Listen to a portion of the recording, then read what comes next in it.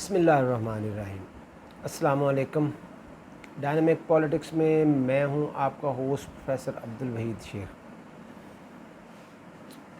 پچھلے لیکچر میں ہم نے تھیوری آف انڈیویجولزم پہ بات کی تھی اور ہم نے یہ کہا تھا کہ اس تھیوری کا آغاز 18th سینچری میں ہوا اور یہ ایک ریئیکشنری تھیوری تھی جو آئیڈیلزم کے اپوزٹ مارز وجود میں آئی، اور اس وقت کے حالات اس طرح کے تھے کہ اس تھیوری کو اگر یہ کہا جائے تو کسی حد تک درست ہوگا کہ ہاتھوں ہاتھ لیا گیا، اس کو بہت زیادہ پذیرائی حاصل ہوئی۔ اس کے جو مین پروپاؤنڈرز اور سپورٹرز ہیں ان میں John Locke, John Austin, Adam Smith, Herbert Spencer اور جے ایس مل وغیرہ شامل ہیں، جو بہت بڑے بڑے نام ہیں، بہت بڑے بڑے تھنکر ہیں۔ تو انہوں نے موقع کی نزاکت سے اس کو جب فلوٹ کیا تو اس سے دنیا میں ایک تہلکہ جو ہے وہ پیدا ہوا اور ایک بہت دنیا کا بہت بڑا حصہ جو ہے وہ اس سے متاثر ہوئے بغیر نہ رہ سکا۔ آج جو ہم موضوع ڈسکس کرنے لگے ہیں وہ ہے critical analysis of theory of individualism, یعنی ہم نے اس کا وہ جو اس کی مین تھیوری تھی وہ تو پچھلے لیکچر میں بیان کر دی۔ اب ہم اس کا ایک تنقیدی جائزہ بھی لیں گے کہ ایکچولی یہ ہے کیا، اور جہاں اس نے بے شمار کامیابیاں حاصل کیں تو وہاں پھر اس پر بہت زیادہ تنقید بھی منظر عام پر آئی۔ 19th سینچری جو ہے وہ تھیوری آف انڈیویجولزم کا بام عروج تھا، اس کو بوم حاصل ہوا۔ اس کے اثرات کے تحت اس کی کامیابیوں میں جو انڈسٹریل ریولوشن ہے وہ اس کے کھاتے میں پڑتا ہے، اور اس کی بدولت امریکہ میں، یورپ میں بہت زیادہ ترقی ہوئی، جو ہے نئی نئی فیکٹریز، ملز، کارخانے جو ہیں وہ لگائے گئے، انڈسٹریل یونٹس جو ہیں ان کا قیام عمل میں آیا، جو لیبر تھی اس کے لیے امپلائمنٹ کریٹ ہوا، ذرائع روزگار جو ہیں وہ جب پیدا ہوئے تو یہ تعمیر و ترقی، خوشحالی اور بہتری کے ایک نئے دور کا آغاز تھا۔ لیکن یہ قانون قدرت بھی ہے اور حوادث زمانہ نے بھی اس کو ثابت کیا ہے کہ جب کسی چیز کی اندھا دھند تقلید کی جاتی ہے تو پھر اس کے فلاز جو ہیں، ڈرا بیکس جو ہیں، لوپ ہولز جو ہیں وہ بھی سامنے آتے ہیں۔ نتیجہ یہاں بھی ایسا ہی ہوا۔ اس سے ایک بہت بڑے طبقے نے فائدہ اٹھایا اور آن دا ادر ہینڈ ایک بہت بڑا طبقہ جو ہے وہ محرومی کا شکار بھی ہوا۔ اس سے مراد یہ ہے کہ اس تھیوری کی بدولت جہاں ترقی، خوشحالی کے نئے دور کا جو آغاز تھا اس کے برعکس لوگوں کی محرومیوں میں، ان کی غربت میں بھی اضافہ ہوا، یعنی معاشرہ جو ہے وہ ہیوز اور ہیوز ناٹ کا جو ایک کنسیپٹ ہے، یعنی امیر امیر تر ہوتا چلا گیا اور غریب غریب تر ہوتا چلا گیا، یہ بھی ایک واضح ڈفرنس جو ہے، واضح تفریق جو ہے وہ ہمیں نظر آئی۔ نتیجہ کیا نکلا کہ صنعتی بد امنی پیدا ہوئی، مزدور کا استحصال کیا گیا، اور جو کیپٹلسٹ تھے انہوں نے اپنی منوپلی قائم کر کے حالات کو بگاڑنے میں اہم کردار ادا کیا۔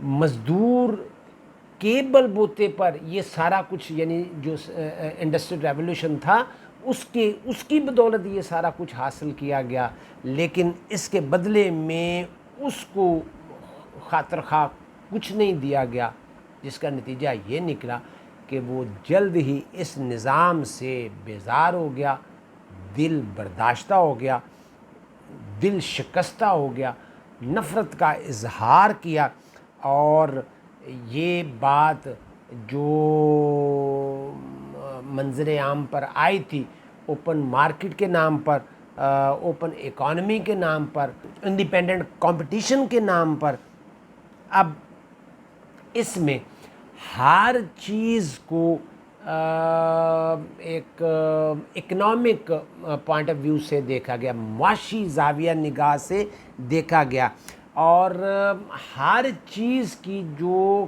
قدر و قیمت تھی اس کو روپے پیسے کی بنیاد پر، دولت کی بنیاد پر پرکھا گیا، اور اس پر ترا یہ ہے کہ اوپن اکانومی کے نام پر اس پر کوئی چیکس اینڈ بیلنس نہیں تھا۔ اسٹیٹ کو جس کا یہ کام ہوتا ہے اس کو ویسے ہی اس کے لیے شجر ممنوعہ قرار دے دیا گیا کہ وہ تو اس کو تو اس قابل ہی نہیں چھوڑا گیا کہ وہ فرد کے معاملات میں مداخلت کر سکے۔ مقصد یہ ہے کہ فرد کو تحفظ پھر کیسے مل سکتا تھا، اس کو تحفظ دینے والا کون تھا، یعنی اسٹیٹ کے جو اس کی جو پارٹس تھیں ان کو محدود کر دیا گیا، اور اس کو محدود کر کے اس کو پابند کر دیا گیا کہ وہ فرد کی آزادی کے نام پر وہ اس میں مداخلت نہیں کر سکتی، اور اس کا سب سے زیادہ نشانہ ہی فرد بنایا گیا، یعنی سب سے زیادہ اس کا نقصان بھی فرد کو ہی پہنچا، یعنی انڈیویجول جو ہے وہ اس کے نام پر انڈیویجولسٹ تھیوری جو تھی وہ اسی کے نام پر آئی تھی، اور اس میں سب سے زیادہ جو افیکٹڈ پرسن تھا، نقصان میں تھا، وہ خود فرد ہی تھا۔ نتیجہ کیا نکلا کہ اس سے معاشرے میں ایک افراتفری، انتشار، عدم اعتماد اور نفرت کا اظہار کیا گیا، اور جب روک ٹوک کوئی نہیں تھی اور اسٹیٹ جو تھی وہ بے بس تھی، لاچار تھی، مجبور تھی، اس کو اوپن اکانومی، اوپن کمپٹیشن اور اوپن مارکیٹ کے نام پر، اور فرد کے جو پرسنل میٹرز تھے، اکنامک میٹرز تھے، اس میں عدم مداخلت کی بنا پر اس کے ہاتھ پاؤں باندھ دیے گئے تھے۔ تو پھر جب یعنی فرد، سرمایہ دار بھی تو فرد ہی ہے نا، فرد نے جب فرد کا استحصال کیا تو پھر جو ایکسپلائٹڈ تھا اس کو بچانے کے لیے کوئی بھی نہیں جب نکلا، تو پھر لاوا تو پھوٹنا ہی تھا، پھر ایک طوفان تو بپا ہونا ہی تھا، اور اس تھیوری آف انڈیویجولسٹ پر ایک تنقید کا طوفان جو ہے وہ پیدا ہوا، اور اس کے نتیجے میں کئی اور تھیریز، کئی اور نظریات جو ہیں وہ منظر عام پر آئے، اور اس میں سب سے نمایاں جو تھا وہ کمیونزم تھا۔ اس نے انڈیویجول کے استحصال کے نام پر بہت جلد پاپولیرٹی حاصل کی، اور اس طرح سے جو انڈیویجولسٹ تھے وہ اس وقت شدید کرٹیسزم کی زد میں تھے۔ اس کو اگر ہم اس طرح سے دیکھیں ون بائی ون، تو ہم یہ دیکھتے ہیں کہ ایکچولی یہ تھیوری آف انڈیویجولسٹ جو ہے وہ انسانی ہیومن نیچر کے ہی ہمیں خلاف نظر آتی ہے، اور انڈیویجولسٹ جو فلاسفی کی بنیاد ہے اس میں یہ بات سامنے آتی ہے کہ انسان جو ہے وہ بیسیکلی خود غرض واقعہ ہوا ہے۔ یہ ایک نیگیٹو اوپینین ہے، اور بہت نقصان دہ ثابت ہوئی کہ انسان نو ڈاؤٹ اپنے مفادات کو، اپنے انٹرسٹ کو پریزرو کرتا ہے، تحفظ دیتا ہے، مگر اس کے ساتھ ساتھ اس میں دوسری بہت ساری کوالٹیز بھی ہیں، اس میں خوبیاں بھی ہیں. وہ سمپیتھیٹک بھی ہے، جینرس بھی ہے، اس میں ہمدردی بھی ہے، سخاوت بھی ہے، دوستی بھی ہے، دوسروں سے محبت بھی کرتا ہے، دوسروں کی خوشی کا خیال بھی رکھتا ہے، دوسروں کے دکھ درد میں شریک بھی ہوتا ہے. اور تاریخ میں بھی اور آج بھی ہمیں ایسی بہت ساری مثالیں ملتی ہیں کہ جس میں انسان نے انسانی خدمت کی بے شمار مثالیں ہمیں موجود ہیں، اور وہ انسانی خدمت کر کے خوشی محسوس کرتا ہے، مسرت محسوس کرتا ہے. تو کیا خود غرض آدمی جو ہے وہ دوسروں کی خدمت کر سکتا ہے؟ کیا خود غرض آدمی دوسروں کی خدمت کر کے خوشی اور مسرت محسوس کر سکتا ہے؟ وہ سخی ہو سکتا ہے؟ وہ لونگ ہو سکتا ہے؟ وہ سمپیتھیٹک ہو سکتا ہے؟ تو اس کا جواب ہے نہیں. تو اس کا مطلب یہ ہے کہ انڈیویجولسٹ کی یہ سوچ غلط ہے. ہاں ویریشن ہو سکتی ہے، کہیں خود غرضی بھی ہمیں نظر آتی ہے تو کہیں ہمیں سمپیتھی بھی نظر آتی ہے. تو یہ ایک انسانی فطرت ہے، کوئی ہر انسان کا اپنا ایک ہے.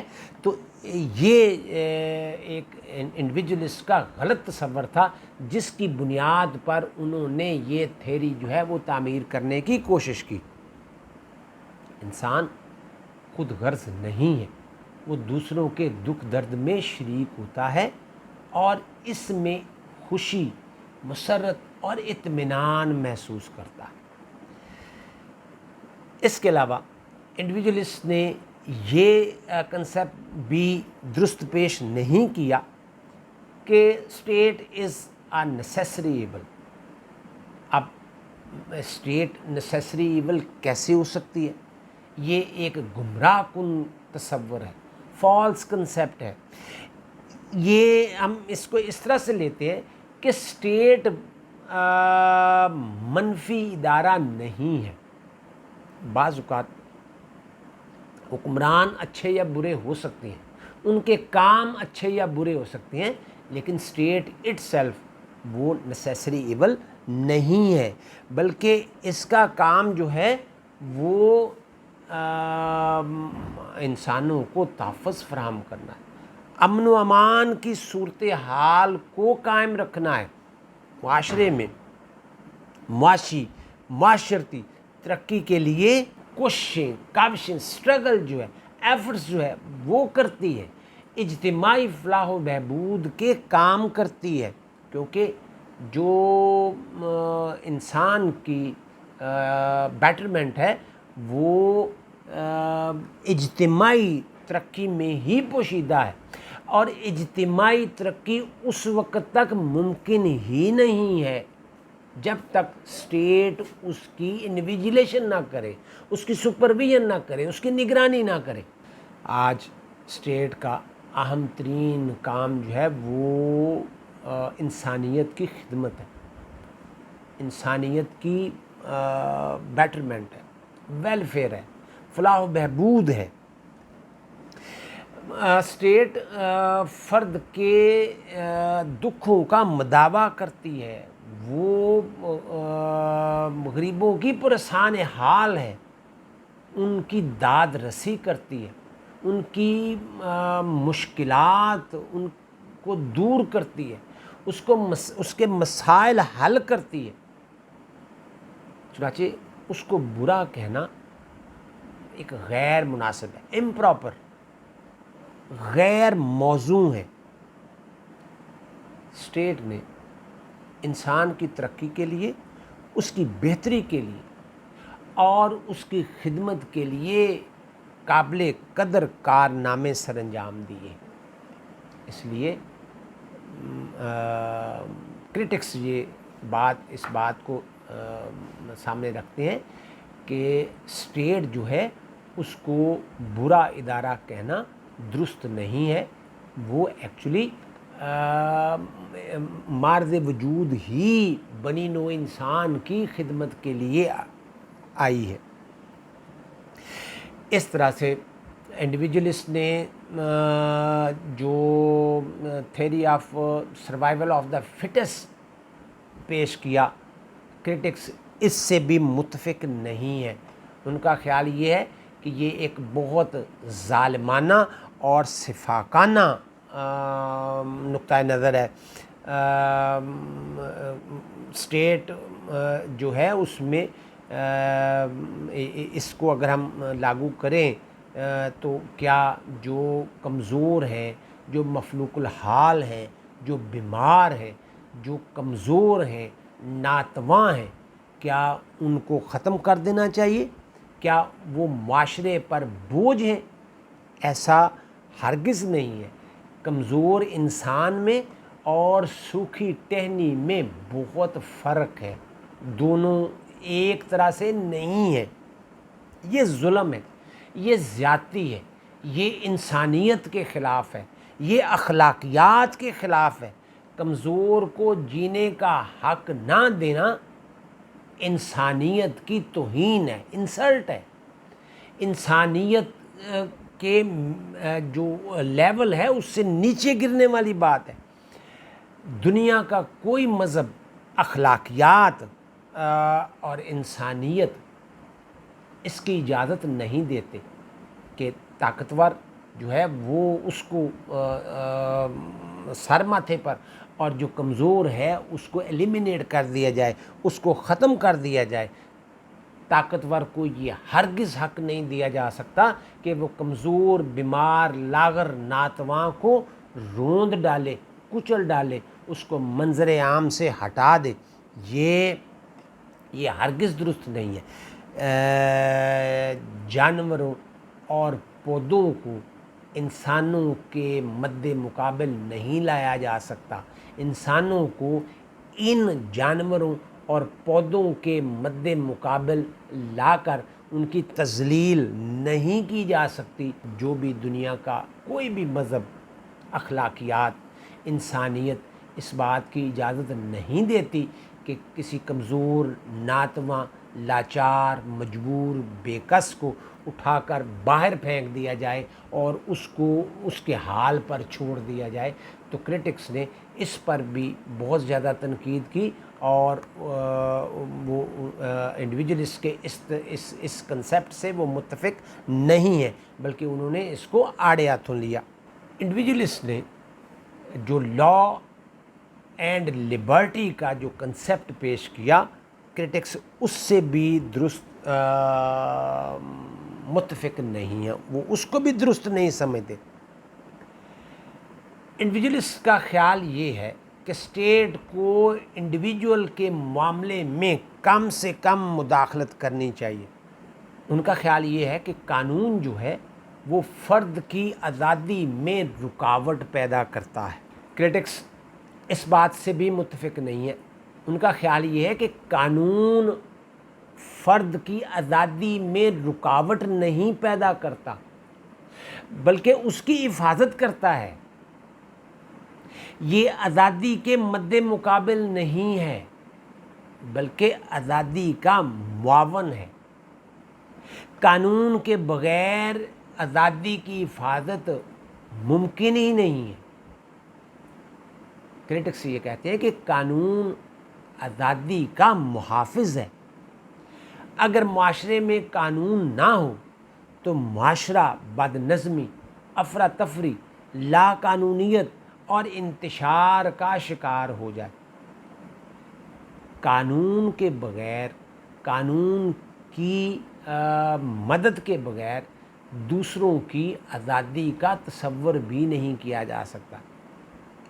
ان کے حقوق کو کسی طور پر بھی محفوظ نہیں کیا جا سکتا. یعنی میں اس سلسلے میں یہ بات بھی ایڈ کروں گا کہ قانون آزادی کی حفاظت کرتا ہے. قانون کی بدولت ہی دوسروں کی آزادی کی حفاظت ہو سکتی ہے. قانون کے ہونے سے نہ صرف دوسروں کی آزادی محفوظ ہے بلکہ خود آپ کی اپنی آزادی بھی محفوظ ہے، کیونکہ یہ ایک واضح حقیقت ہے کہ اگر آپ دوسروں کی آزادی میں مداخلت کریں گے تو کیا آپ کی اپنی آزادی محفوظ رہے گی؟ ہرگز نہیں۔ آپ کی اپنی آزادی جو ہے وہ بھی خطرے میں پڑ جائے گی، بلکہ دوسروں کی آزادی چھیننے کا مطلب یہ ہے کہ آپ نے اپنی آزادی ہی دراصل داؤ پر لگا دی ہے۔ دوسرے الفاظ میں ہم یہ کہہ سکتے ہیں کہ قانون آزادی کی خود حفاظت کرتا ہے، قانون آزادی کو کم نہیں کرتا بلکہ اس کو تحفظ فراہم کرتا ہے۔ انڈیویجولسٹ کا یہ تصور بھی استحصال کو جواز فراہم کرتا ہے کہ انڈیویجولسٹ جو ہیں وہ چند کلیور اور اپرچونسٹ عیار قسم کے لوگوں نے اپنی منوپلی قائم کرنے کے لیے یہ سارا کچھ کیا، یعنی اپنی منوپلی قائم کرنے کے لیے جو انہوں نے ایک استحصال کا راستہ اپنایا، اس کا جواز یہ تھا کہ فرد کی آزادی میں مداخلت نہ کی جائے، یعنی اسٹیٹ انٹرفیئرنس نہ کرے۔ تو یہ ایک استحصال کا جواز تھا۔ اس سے چند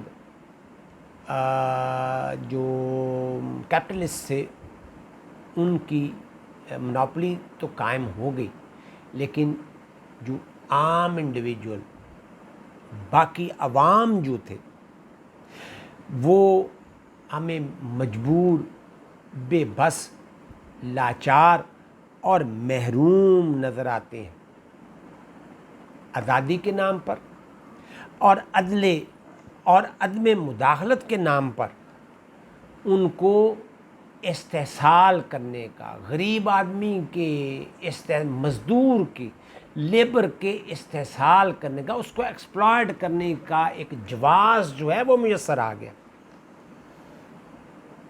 نتیجہ جو دولت مند تھا وہ غالب حیثیت میں آ گیا اور اس کو دولت مند بنانے میں اور سینٹرلائزیشن آف ویلتھ قائم کرنے میں اس جواز کا بڑا ہاتھ تھا، اور انڈیویجولسٹ نے اس تھیوری کو دے کر اس جواز کو ایک جواز فراہم کر دیا کہ ان کو استحصال کرنے کی کھلی چھٹی دے دی۔ چنانچہ معاشی شعبے میں آزادی اور اسٹیٹ کی نان انٹرفیئرنس پالیسی کی بنا پر اکانومی جو اوپن اکانومی تھی، اوپن کمپٹیشن تھا، اس میں چند لوگوں کی منوپلی قائم ہو گئی۔ ملک کی دولت جو ہے وہ چند ہاتھوں میں مرتکز ہو گئی، اس کا ارتکاز ہو گیا، چند امیر لوگوں کا یا چند خاندانوں کا قبضہ ہو گیا۔ اس کو ہم سینٹرلائزیشن آف ویلتھ کہہ سکتے ہیں، ارتکاز دولت کہہ سکتے ہیں۔ لیکن آن دا ادر ہینڈ کیا ہوا کہ ایک طرف منوپلی قائم ہو گئی ہے، دولت کا جھکاؤ سارا ایک طرف ہو گیا ہے، دولت ساری ایک طرف اکٹھی ہو گئی ہے، تو دوسری طرف جو مزدور ہے، جو کسان ہے، جو اس پیداوار کا اصل پیدا کرنے والا ہے، پروڈیوسر ہے، وہ مجبور نظر آ رہا ہے، بے بس نظر آ رہا ہے، لاچار نظر آ رہا ہے، اور نتیجہ کیا نکلتا ہے؟ نتیجہ یہ نکلتا ہے کہ اس مجبور، بے بس، بے کس، لاچار کے لیے جسم و جان کا جو ناطہ ہے وہ برقرار رکھنا مشکل ہو گیا ہے۔ یعنی دوسرے الفاظ میں، ان ادر ورڈز، ہم یہ کہہ سکتے ہیں کہ اس کو زندگی گزارنا مشکل ہو گیا، اس کا گزارا مشکل ہو گیا ہے۔ چنانچہ اس صورتحال میں جو کیپٹلسٹ تھا اور جو لیبر کلاس تھی اس کے درمیان ایک وسیع خلیج جو ہے وہ حائل ہوئی، ایک کنفرنٹیشن چپکلس جو ہے وہ قائم ہوئی، اور اس نے کلاس کنفرنٹیشن کا راستہ جو ہے وہ کھولا۔ اصل میں یہ طبقاتی کشمکش کلاس کنفرنٹیشن کا نقطہ آغاز ثابت ہوا، اور یہ کیوں شروع ہوا؟ اس لیے کہ ہیوز اور ہیوز ناٹ کے درمیان ایک بہت بڑا فرق جو ہے وہ سامنے آ گیا تھا۔ امیر تر بلکہ امیر ترین ہو گیا تھا، اور غریب تر سے غریب ترین ہو گیا تھا۔ اس کے لیے جسم و جاں کا ناطہ رشتہ برقرار رکھنا مشکل ہو گیا تھا، اور اس کے پاس سوائے اس بات کے اور کوئی چارہ نہیں تھا کہ وہ اب اس کے لیے کوئی اور راستہ اپنائے، وہ اٹھ کھڑا ہو اور اپنے لیے، اپنے بال بچوں کے لیے، اپنے جسم و جاں کا جو رشتہ ہے اس کو قائم رکھنے کے لیے کچھ کرے۔ چنانچہ معاشرے میں افراتفری، تفریق، انتشار، لاقانونیت پیدا ہو گئی، اور معاشرے کا امن و امان جو ہے وہ تباہ و برباد ہو کر رہ گیا۔ ہم یہ بھی دیکھتے ہیں کہ انڈیویجولسٹ تھیوری جو ہے وہ تضادات، کنٹرڈکشن کا شکار ہمیں نظر آتی ہے۔ انڈیویجولسٹ نے اپنے فلسفی کی بنیاد جو ہے وہ اس بات پر رکھی کہ انسان فطری طور پر خود غرض واقع ہوا ہے۔ اگر ان کی اس دلیل کو درست مان لیا جائے، یہ ہم نے بات پہلے بھی کی ہے، یہ ایک اور نقطہ نظر سے ہم بات کر رہے ہیں، پہلے ہم نے اور نقطہ نظر سے بات کی تھی، تو اس کی اس خود غرضی کو روکنے کے لیے اقدامات کیا کیے جائیں۔ انسان اگر خود غرض ہے تو اس کو کیا اس کی خود غرضی کو مان لیا جائے اور اس کو بے لگام آزادی دے دی جائے کہ وہ اپنی مرضی سے جو مرضی کرتا پھرے، یا پھر اس کی اس خود غرضی کو، اس کی منوپلی کو، اس کی ہٹ دھرمی کو، اس نے جو غیر قانونی کام کیے ہیں یا کرنا چاہتا ہے، تو اس کی روک تھام کے لیے کیا اسٹیٹ کو اختیارات و فرائض، وسیع اختیارات و فرائض نہیں دینے چاہیے؟ اگر فرد خود غرض ہے، اس کی ہم اس بات کو مان لیں کہ وہ خود غرض ہے اور اس کو فری ہینڈ دے دیں، کھلا چھوڑ دیں، تو کیا مفادات کا تصادم نہیں ہوگا؟ کیا کانفلکٹ آف انٹرسٹ نہیں پیدا ہوگا؟ کیا وہ اپنی من مانی نہیں کرے گا اور اس سے معاشرے میں باہمی تصادم کی فضا قائم نہیں ہوگی؟ اس سے معاشرے میں معاشی سیاسی عدم استحکام پیدا نہیں ہوگا؟ تو اگر یہ سب ہوگا اور یہ سب پیدا فرد کی خود غرضی کی وجہ سے ہو رہا ہے، تو پھر اس سلسلے میں where is state standing? State کا کیا رول ہوگا؟ اسٹیٹ کیا کردار ادا کرے گی؟ تو کیا وہ خاموش تماشائی ہو کر بیٹھی رہے گی؟ کیا اس سچویشن میں اسٹیٹ کا جو رول ہے، کیا اس کو ایک ڈیسائسو رول پلے نہیں کرنا چاہیے؟ تو کریٹکس کا خیال یہ ہے کہ ایسی صورتحال میں اسٹیٹ کو ڈیسائسو رول پلے کرنا چاہیے، وہ خاموش تماشائی بن کر نہیں بیٹھ سکتی۔ اسٹیٹ کو فرد کی اس خود غرضی کے آگے رکاوٹ قائم کرنا پڑے گی، اس کے آگے بند باندھنا پڑے گا، اور اگر ایسا نہیں کریں گے تو پھر معاشرے میں یہ جو خلیج ایک قائم ہوئی ہے ہیوز اور ہیوز ناٹ کی، یہ اس سے پھر کوئی بھی محفوظ نہیں رہے گا۔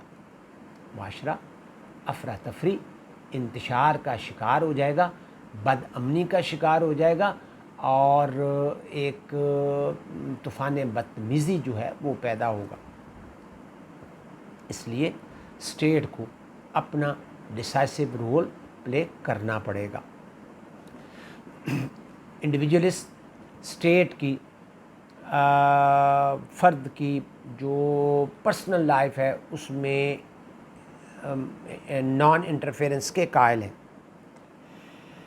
فرد کو نو ڈاؤٹ فرد کو آزاد زندگی جینے کا حق حاصل ہے، ہونا چاہیے، تاکہ وہ اپنی شخصیت کی تعمیر کر سکے، اپنی صلاحیتوں کو بہتر طور پر اجاگر کر سکے، اپنی صلاحیتوں کی بہترین نشو و نما کر سکے. اور یہ سب اس لیے ضروری ہے کہ فرد اپنی معاشی کارکردگی کو، جو اس کی اکنامک پرفارمنس ہے، اس کو وہ بہتر کر سکے. اس میں کوئی شک نہیں. لیکن کریٹکس کا خیال یہ ہے کہ یہ سب ایک دائرہ کار کے اندر ہونا چاہیے. آج دور حاضر میں انسانی زندگی بہت پیچیدہ ہو گئی ہے. نئے نئے مسائل جو ہے وہ جنم لیتے ہیں. ان مسائل سے نپٹنے کے لیے خود غرضی، فرد کی خود غرضی اور جو باہمی استحصال، میوچل ایکسپلائٹیشن ہے، اس سے بچنے کے لیے یہ ضروری ہے کہ اسٹیٹ کو ایک حد تک فرد کی زندگی میں مداخلت کرنی چاہیے. یہ مداخلت قانون کے دائرے میں ہونی چاہیے. اسٹیٹ کو خود بھی قانون کا پابند ہونا چاہیے اور اس جورسڈکشن کے تحت جو قانون نے اس کے لیے متعین کی ہے، اس کے تحت فرد کو بھی اسی جورسڈکشن میں لانا چاہیے، اسی دائرہ کار میں لانا چاہیے. وہ جو ہم نے پہلے بات کی کہ قانون اس طرح کا ہو جو فرد کی آزادی کو سلب نہ کرے، بلکہ اس کی آزادی کی حفاظت کرے، بلکہ فرد کی جو دوسروں سے آزادی کو خطرہ ہے، فرد کی آزادی کو جو دوسروں سے خطرہ ہے، اس کو بھی بچانا چاہیے. انڈیویجولسٹ کا خیال یہ ہے کہ ہر فرد جو ہے وہ عقل مند ہے، ذی شعور ہے، فہم و فراست کا حامل ہے. وہ زمانے کی اونچ نیچ کو سمجھتا ہے، اپنے نفع و نقصان سے واقف ہے. اس لیے اس کو آزاد چھوڑ دیا جائے، معاشرے میں رہنے کے لیے اس کو آزادانہ مواقع دیے جائیں. کرٹکس کا خیال یہ ہے کہ اگر واقعی ایسا ہے، اگر ایسا درست ہے، یعنی یہ درست ہے کہ ایک تعلیم یافتہ، ایک بااخلاق اور مذہبی روایات کا پابند انسان جو ہے وہ اپنی صحت پر، اپنے معاملات پر اور اس کے ساتھ ساتھ انسانی خدمت پر بھی توجہ مرکوز کرتا ہے. یعنی جو انہوں نے ذی شعور کی بات کی، عقل مند کی بات کی، فہم و فراست کی بات کی، اس کے تحت ٹھیک ہے، وہ اخلاق یافتہ ہے، تعلیم یافتہ ہے، مذہبی روایات کا پابند ہے، معاشرتی اونچ نیچ کو سمجھتا ہے، انسانی خدمت کرتا ہے، صحت کی جو سہولتیں ہیں اپنے لیے، دوسروں کے لیے اس کو پابند کرتا ہے.